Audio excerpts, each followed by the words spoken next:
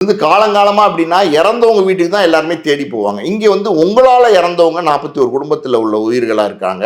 அவங்கள நீங்க இந்த மண்டபத்துக்கு கூட்டு டிக்கெட் போட்டு ஃப்ளைட் டிக்கெட்டோ இல்ல பஸ் டிக்கெட்டோ ஏதோ ஒண்ணு நீங்க கூட்டு இந்த ரிசார்ட்ல தங்க வச்சு அவங்கள நீங்க அந்த அந்த அந்த அந்த அந்த 41 குடும்பத்திலையும் என்ன நடந்துச்சுன்னு கேட்க போறீங்க அப்படின்னா இது கேவலமான விஷயம். இது ரொம்ப ரொம்ப கேவலமான விஷயம்.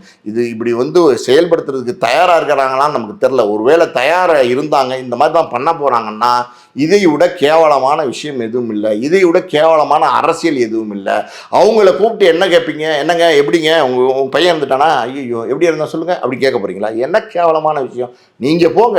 நீங்க போனா உங்களை யார் தடுக்க போறா? இந்த இந்திய நாட்டின் குடிமகன் தான் நீங்க. தமிழ்நாட்டில் தானே இருக்கிறீங்க. கரூர் போறதுக்கு உங்களுக்கு என்ன தயக்கம்? கரூர் போறதுக்கு உங்களுக்கு யார் தடையா இருப்பாங்க? சரி தடையாவே இருக்கட்டுமே. தடையை மீறி போங்க. தடையை மீறி போனதுக்கு அப்புறம் போலீஸ் உங்களை கைது பண்ணட்டும். கைது பண்ணிடுச்சுன்னா அப்ப சொல்லுங்க நாங்க வந்தோம் பார்க்க வந்தோம், போலீஸ் எங்களை கைது பண்ணிட்டாங்க, எங்களை பார்க்க விட மாட்டேங்கிறாங்க அப்படின்னு சொல்லுங்க. உங்க பக்கம் நியாயம் இருக்கும். உங்க பக்கம் நியாயம் இருக்கும். நீங்க வீட்டுக்குள்ளே இருந்துகிட்டு இருக்கிறவங்கள நான் ஏன் இடத்துக்கு வர வச்சு நான் பார்க்க போறேன் அப்படின்னா இது ஏற்புடையதல்ல. இது சரியான அரசியலும் இல்லை. இது சரியான போக்கும் கிடையாது. இந்த மாதிரி அரசியல் விஜய் பண்ணார்னா கிட்டத்தட்ட இந்த அழிவு பாதைக்கு கொண்டு போற ஒரு சூழ்நிலையை தான் உருவாக்கும்.